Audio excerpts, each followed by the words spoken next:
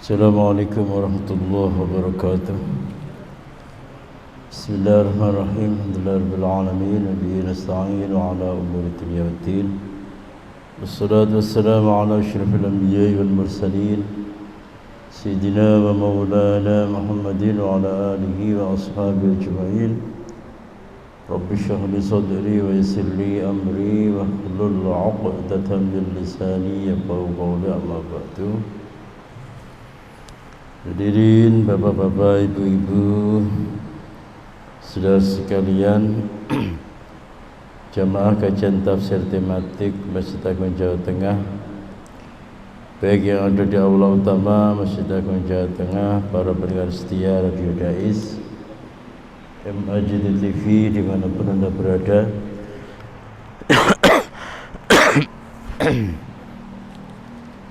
Pada kesempatan kali ini kita akan mengangkat tema, yaitu negeri-negeri di dalam Al-Quran, yaitu negeri Madyan. Negeri Madyan, negeri Madyan, atau bisa disebut juga dengan Midian, disebut dengan Midian. Kalau versinya Panji Gumelang niku ya. Panji Gumelang Pesantren Az-Zaitun itu adalah Medan. Medan di Sumatera itu. Medan. Jadi dia mengatakan bahwa Medan itu adalah satu-satunya nama yang ada di dunia, satu-satunya nama yang ada di dunia, dan Medan itu adalah putra dari Nabi Ibrahim, putra dari Nabi, yaitu namanya Gadok saja ya, karena pelafalannya itu bukan Medan, tapi pelafalannya itu adalah Madyan versi Arab atau Midian. Nggak ada yang menyebut dengan Medan. Oleh karena itu dia berbangga, berarti orang Medan itu adalah keturunan dari Nabi Ibrahim.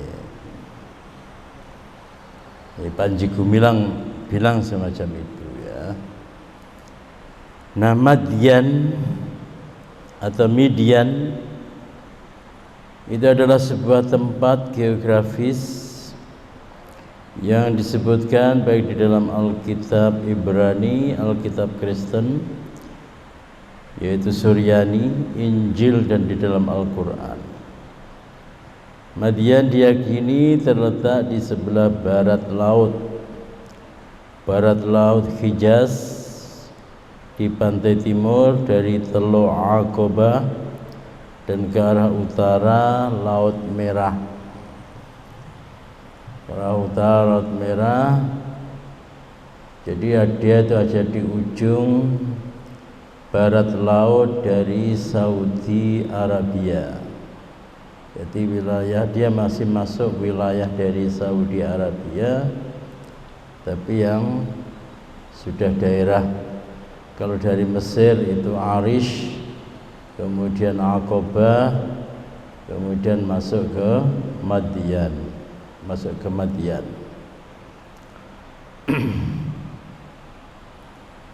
Madyan atau Midian. Madyan itu siapa? Madyan sebelum dia itu jadi kota, Madyan itu adalah nama dari Madyan, yaitu putranya Nabi Ibrahim, dari istrinya yaitu Konturah. Madyan dipelesetkan oleh Panji Gumilang yaitu Medan.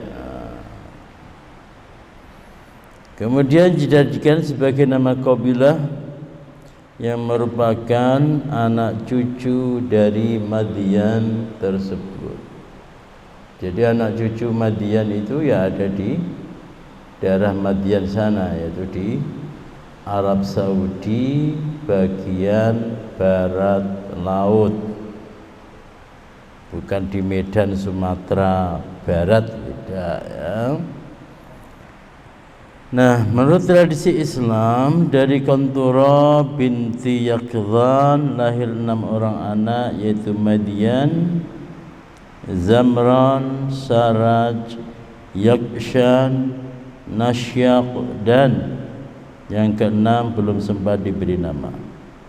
Sementara menurut Yahudi dan Kristen yang dicatat dalam kitab Kejadian pasal 25, Qantura melahirkan bagi Abraham 6 orang putra, yaitu Zimran, Yoksan, Medan, Midian, Ishbak, dan Su'a.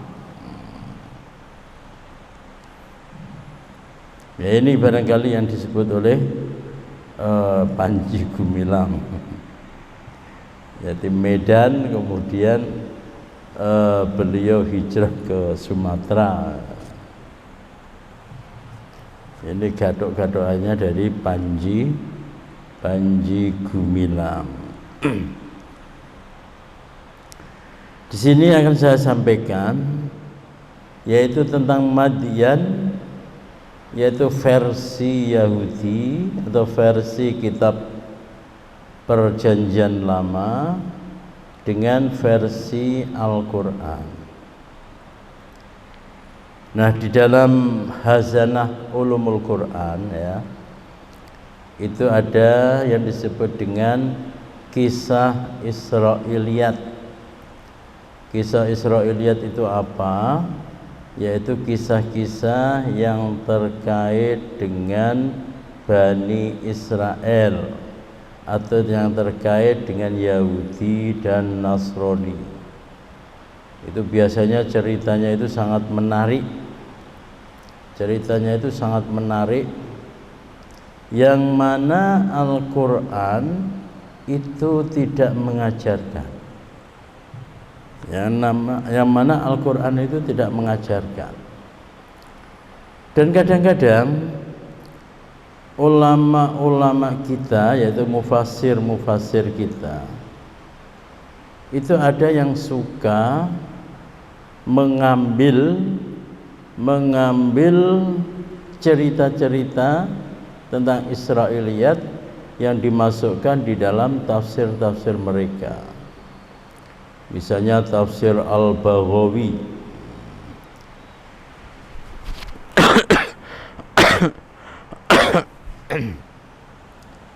tafsir As-Sa'labi, tafsir As-Sa'alibi, ada tafsir Ad-Durrul Mansur karyanya Imam Suyuti.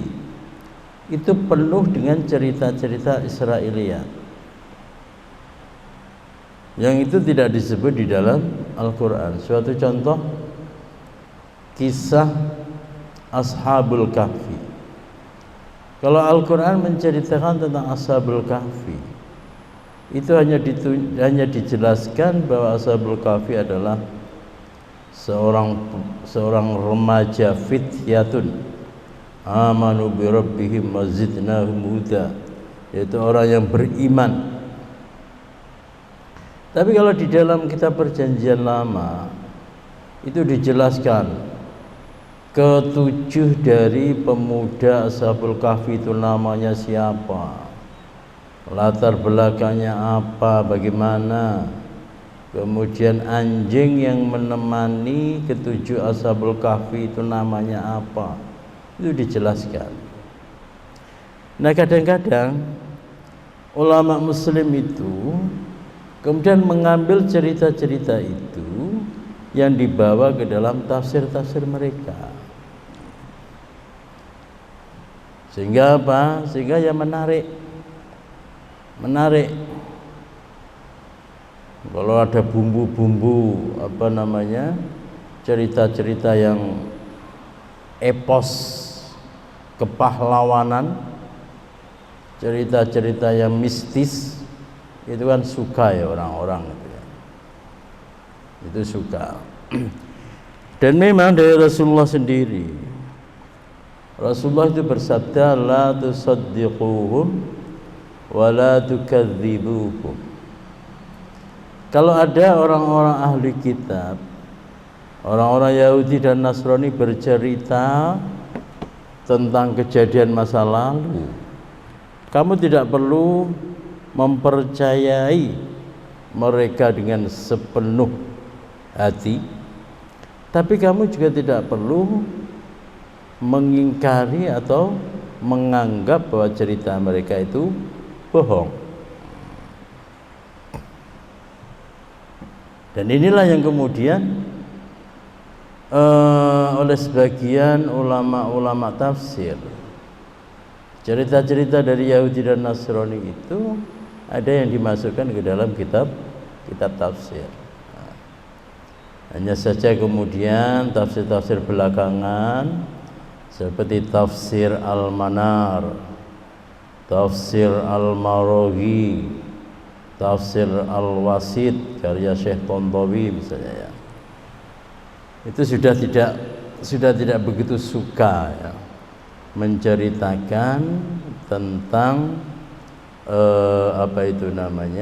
cerita-cerita dari Yahudi dan Nasrani. Tapi cerita tentang Madian perlu kita sampaikan di sini, ya karena apa? Karena kita akan menelisik bagaimana Alkitab, yaitu Yahudi, Taurat dan Injil berbicara tentang Madian, kemudian bagaimana Al-Quran berbicara tentang Madian. Madian kemudian dipelesetkan menjadi Medan, yang itu adalah putra dari Nabi Ibrahim. Nah sekarang keturunan dari Midian,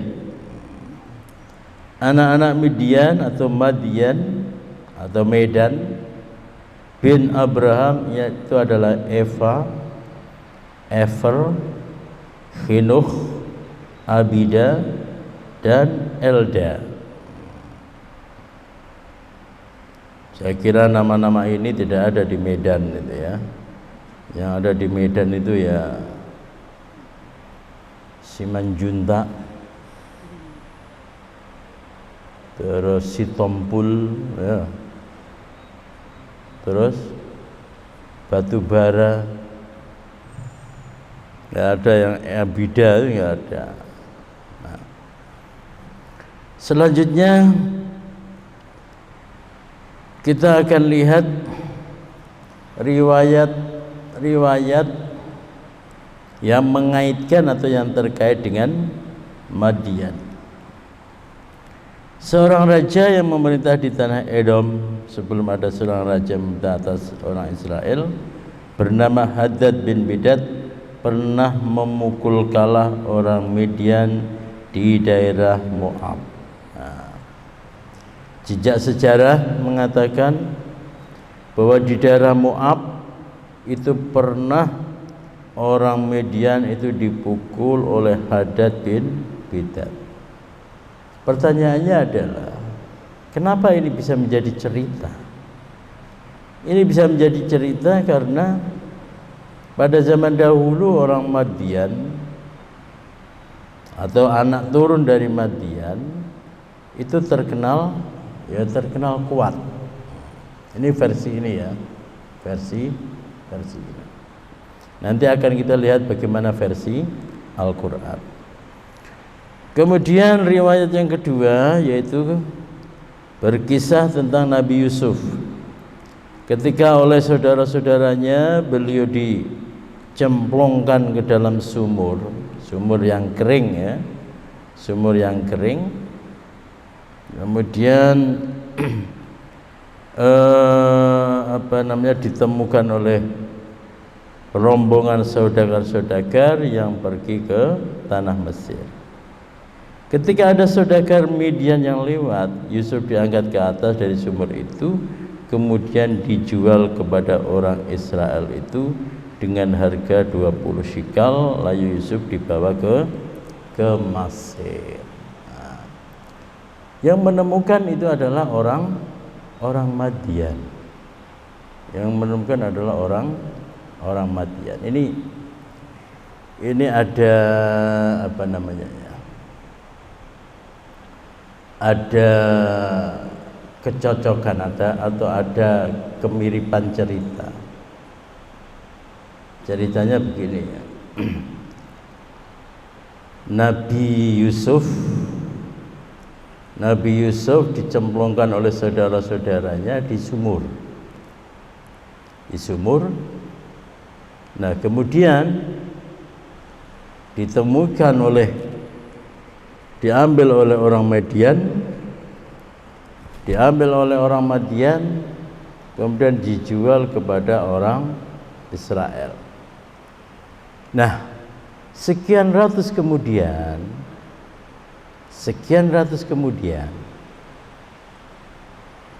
ada seorang Bani Israel yang bernama Musa alaihissalam.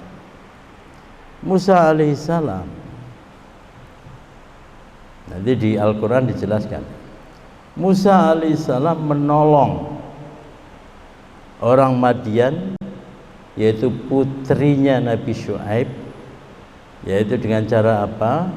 Yaitu dengan cara memberi minum kambing-kambingnya putrinya Nabi Syuaib dari sumur. Nah, jadi ada semacam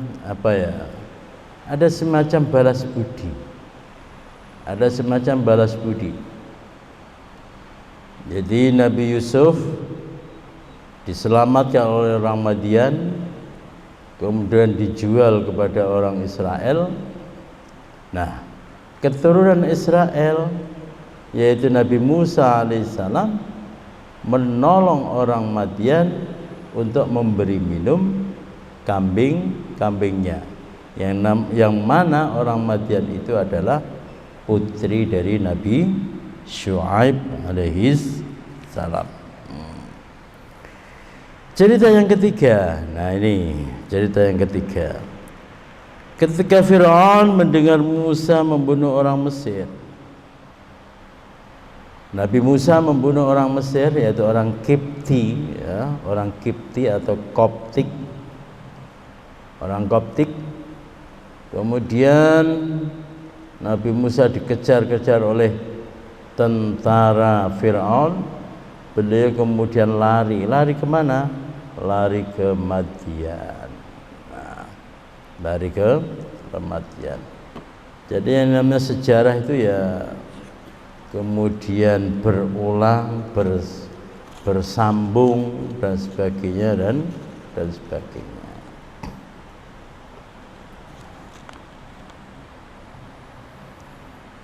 Cerita yang keempat, bangsa Israel menjelang masuk ke tanah Kanaan.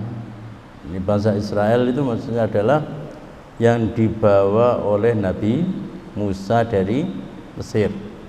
Nabi Musa membebaskan orang-orang Israel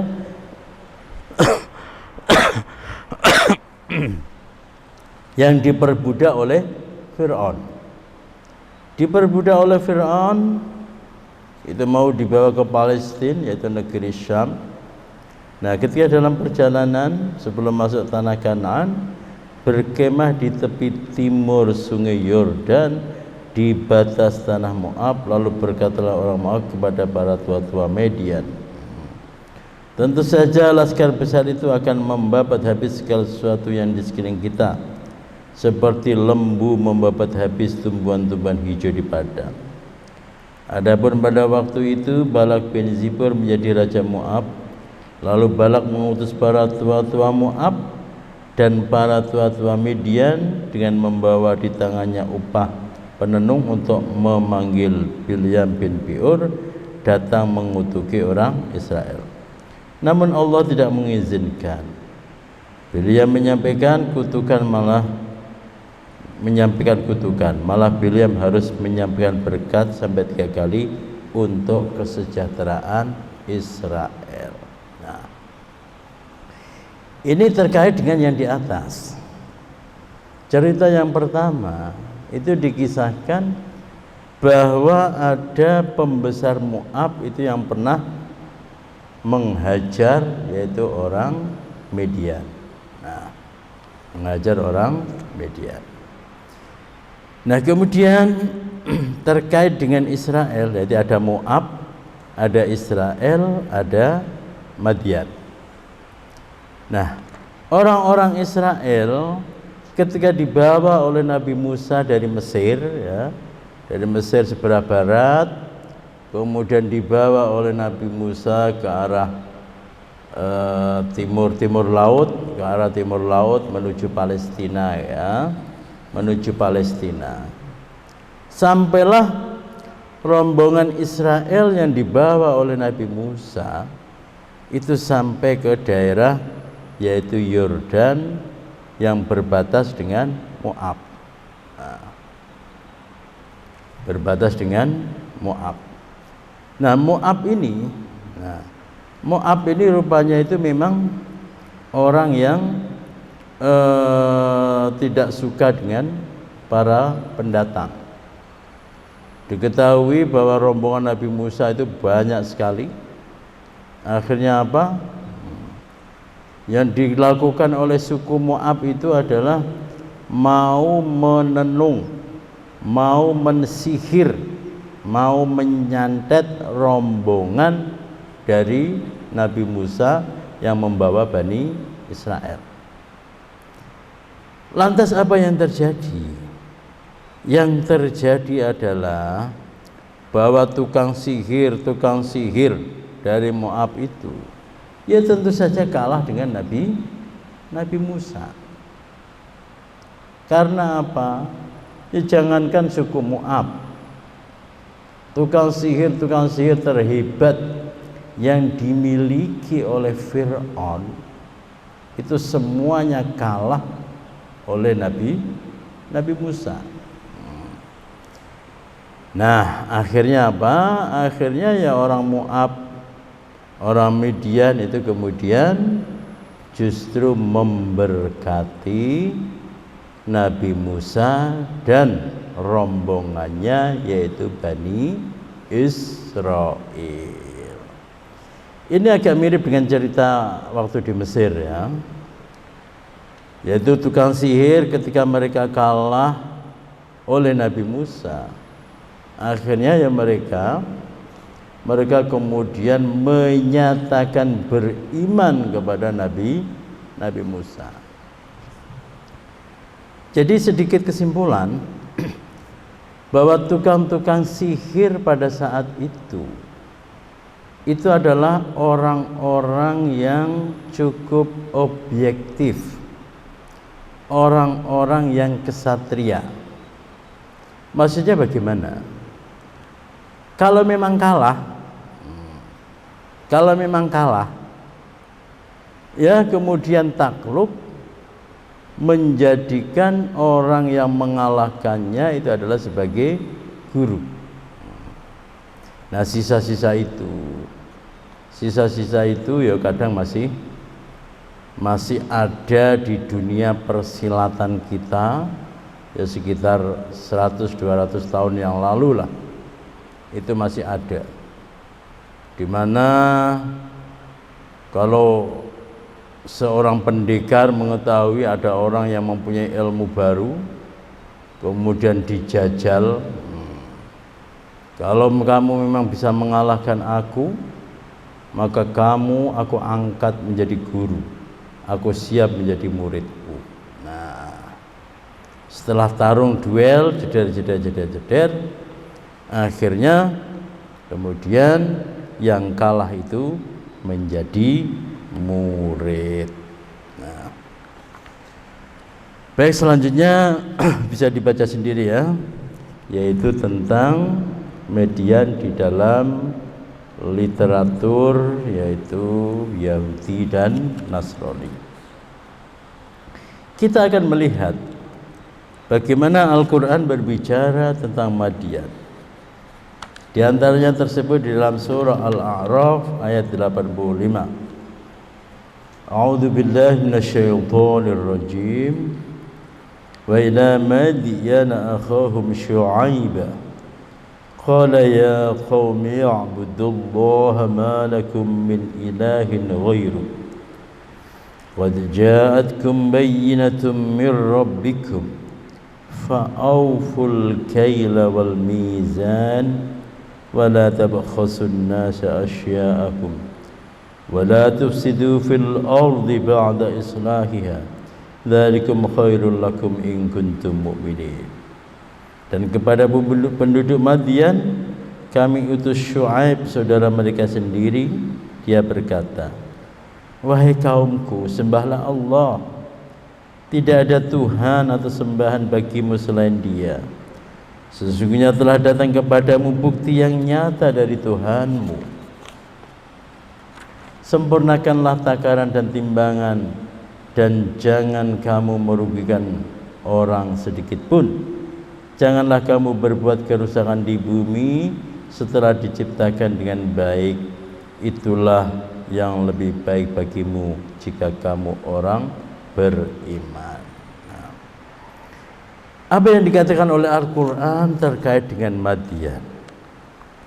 Yang dikatakan oleh Al-Quran terkait dengan Madian, satu,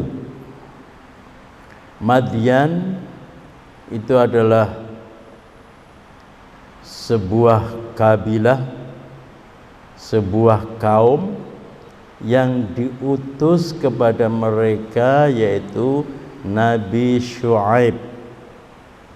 Nabi Syuaib. Siapa Nabi Syuaib itu? Nabi Syuaib tidak lain dan tidak bukan, itu adalah saudara mereka.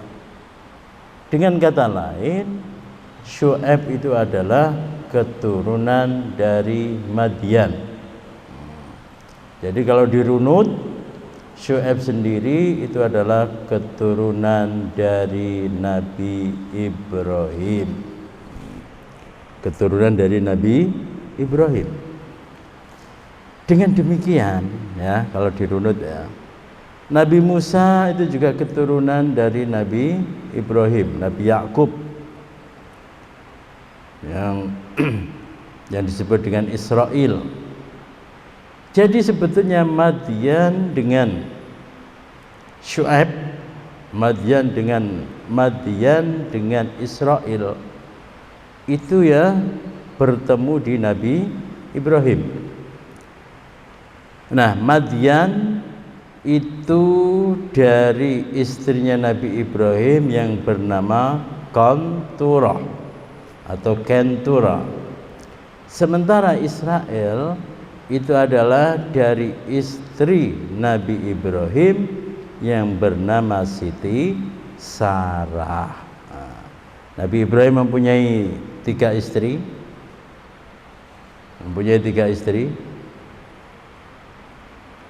Paling tidak itu yang tercatat ya. Yang bernama Siti Sarah melahirkan Nabi Ishak, kemudian Nabi Yakub, Nabi Ishak, Yakub, kemudian Yusuf, Ayub, Syuaib, Musa, dan sebagainya. Kemudian dari Siti Hajar melahirkan Nabi Ismail yang terus akan menurunkan, yaitu baginda Nabi Muhammad SAW. Dari Kantura melahirkan yaitu Madian. Nah, dengan demikian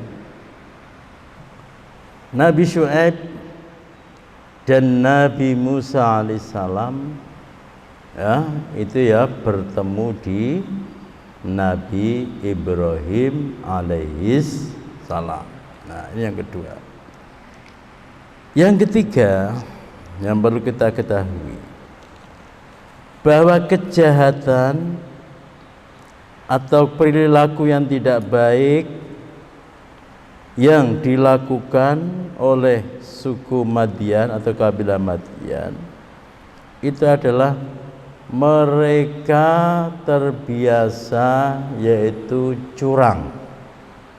Mereka terbiasa curang di dalam timbangan, terbiasa melakukan kezaliman, terbiasa melakukan kerusakan di bumi.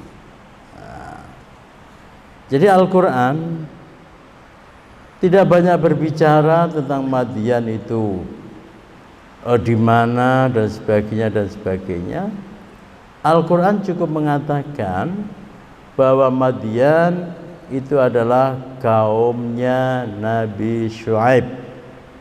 Kemudian Madian itu pernah melakukan pengingkaran dalam bentuk yaitu curang di dalam timbangan. Kita lihat lagi di dalam surah Al-Qasas ayat 22 sampai 23. Bismillahirrahmanirrahim. Walamma tawajjaha tilqa'a Madyana qala 'asa rabbi ay yahdiyani ila sawa'is sabil. Walamma warada ma'a Madyana wajada 'alaihi ummatan minan nas yasquna wa wajada min dunihim imra'ataini tazudan. Qala ma khatbukuma qalata la nasqi hatta yusdira ar-ri'a'u wa abuna syaikhun kabir.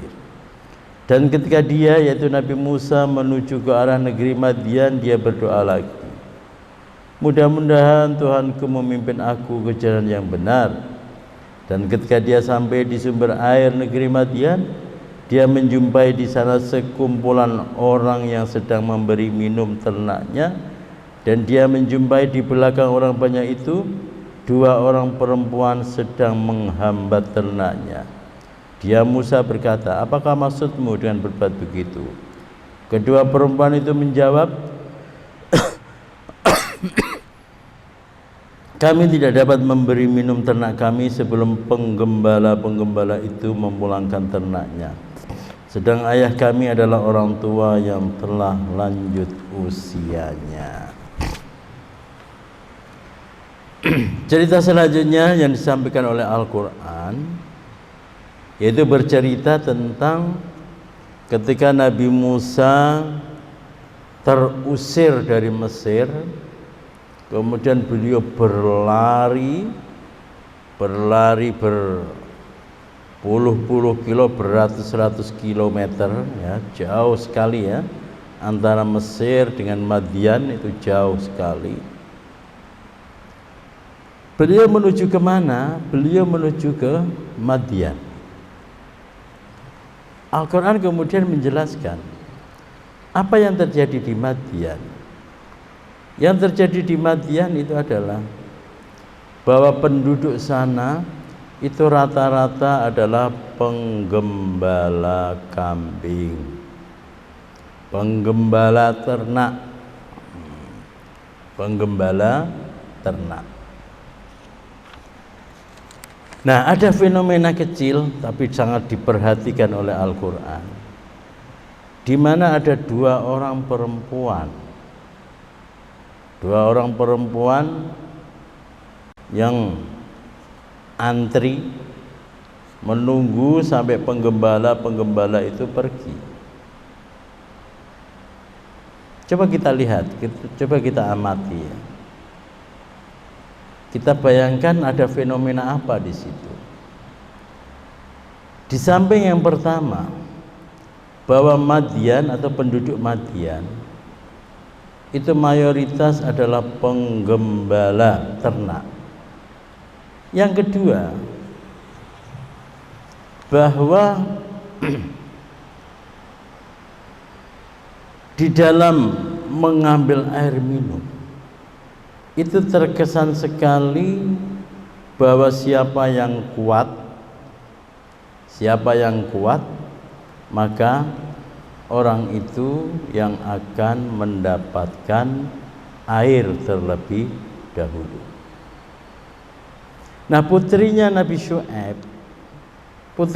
Syuaib tentu saja karena perempuan, ya dia kemudian lemah, jadi hanya menunggu saja. Nah, yang ketiga atau yang kedua, Ini menunjukkan bahwa perempuan pada saat itu ternyata itu juga menggembala kambing. Menggembala kambing. Cuman di sini ya, di sini nampaknya ya, kenapa kok dia itu sampai menggembala kambing?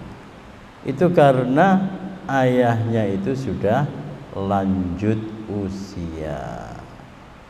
Sudah lanjut usia. Dengan kata lain, putrinya Nabi Syu'aib itu menggembalakan kambing itu adalah karena terpaksa.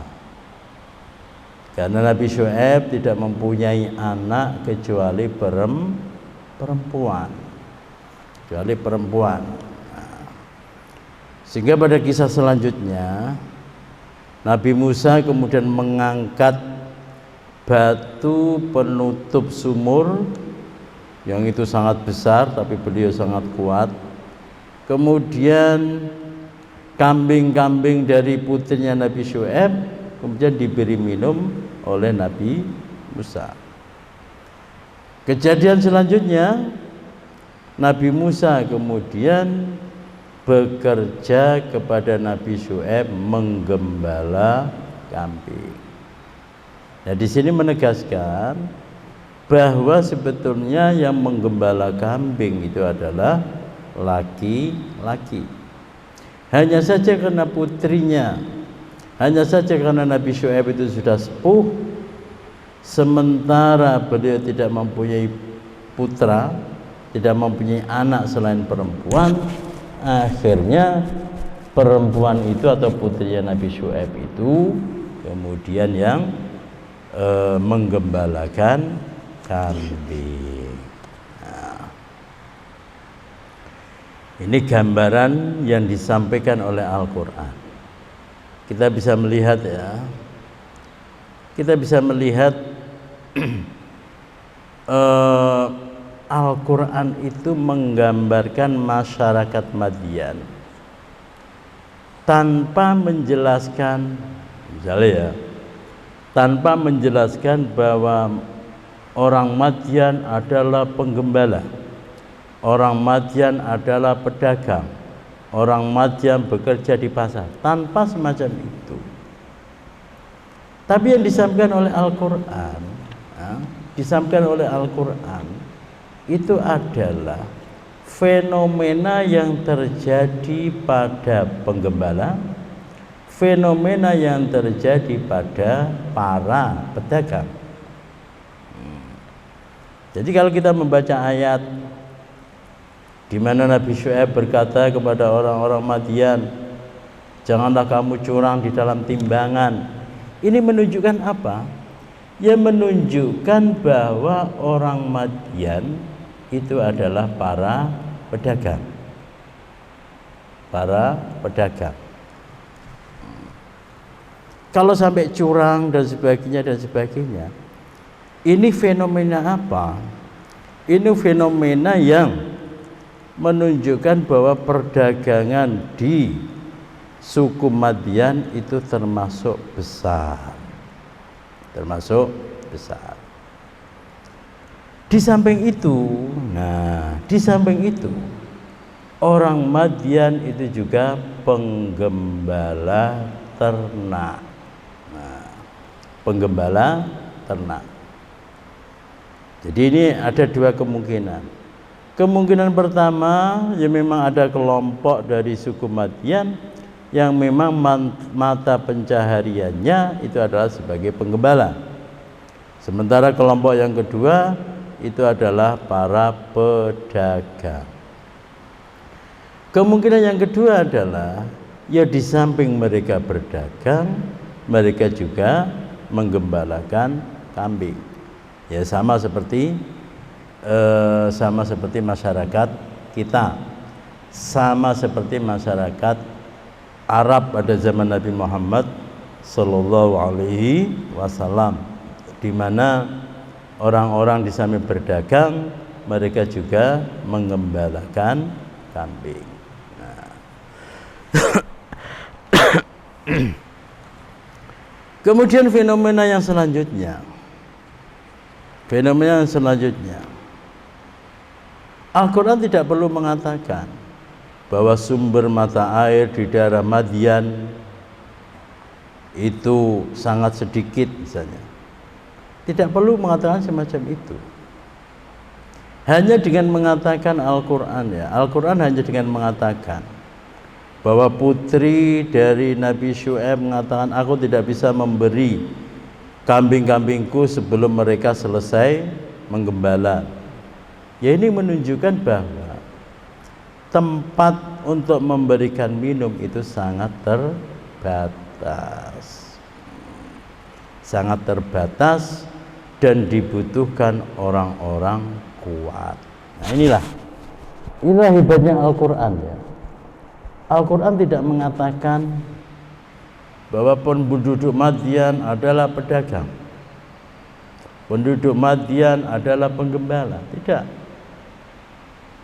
Tapi yang diperlihatkan oleh Al-Quran itu adalah fenomena dari aktivitas yang dilakukan oleh orang Madian. Kenapa demikian? Karena Al-Quran adalah hidayah. Al-Quran adalah hidayah. Dengan membaca Al-Quran diharapkan kamu pedagang, kamu harus mengambil hidayah, jangan curang di dalam berdagang. Kamu penggembala, di dalam menggembala itu harus share, harus berbagi. Tidak boleh menang-menangan sendiri. Yang kedua, kenapa Al-Quran melakukan semacam itu? Yang kedua adalah Al-Quran mempunyai prinsip bahwa yang salah itu adalah perbuatan seseorang, bukan orangnya. Yang harus kita benci, kalau kata orang sekarang ya, yang harus kita benci itu adalah perbuatannya, bukan orangnya. Yang harus dibenci itu adalah perbuatannya, bukan orangnya. Dan itu terbukti ketika Nabi Musa alaihissalam setelah selesai berguru di Madian selama 10 tahun, akhirnya oleh Nabi Syuaib, Nabi Musa disuruh kembali ke Mesir. Bahkan Nabi Musa diangkat menjadi Rasul untuk mendakwai Fir'aun. Apa kata Allah terkait dengan Fir'aun? Wa qula lahu qawlan layyina. Wahai Musa dan Harun, kalau kamu ngomong kepada Fir'aun, berbicaralah yang lembut. Berbicaralah yang lembut. Nah, ini menunjukkan apa? Menunjukkan bahwa sing salah yang harus kita benci, yang harus dibenci itu adalah perbuatannya, bukan orangnya. Dan orang itu bisa jadi berubah dari jahat menjadi baik, dari nakal menjadi baik. Dan yang terakhir yaitu kadzdzaba ashabul aikatil mursalin idh qala lahum syu'aibun alla tattaqu. Penduduk Aikah telah mendustakan para rasul ketika Syuaib berkata kepada mereka, mengapa kamu tidak bertakwa? Jadi maksudnya apa? Maksudnya adalah bahwa nama lain dari Madian itu adalah Aikah. Nah, ini juga dari Al-Quran itu mengajari kita untuk cerdas. Al-Quran tidak mengatakan ya, Madian. Nama lain dari Madian itu adalah Aikah, tidak. Tapi Al-Quran hanya mengatakan bahwa di suatu tempat Al-Quran mengatakan bahwa kaumnya Nabi Syu'aib itu adalah Madyan. Di ayat lain Al-Quran mengatakan kaumnya Nabi Syu'aib itu adalah Aikah. Oh, kemudian kita berpikir, oh berarti Madyan nama lainnya adalah Aikah. Tapi kalau ada yang bertanya, apakah tidak mungkin Nabi Syu'aib itu diutus oleh Allah untuk dua kaum? Tidak. Yang diutus untuk semua kaum itu hanya Rasulullah Sallallahu Alaihi Wasallam. Sementara nabi-nabi sebelumnya itu hanya diutus kepada satu kaum saja. Dengan demikian bisa disimpulkan bahwa nama lain dari Madyan itu adalah Aikah. Baik, demikianlah pengajian kita, semoga bermanfaat. Kita akhiri dengan doa kafaratul majlis. Subhanakallahumma wa bihamdika asyhadu an la ilaha illa anta astaghfiruka wa atubu ilaik. Assalamualaikum warahmatullahi wabarakatuh.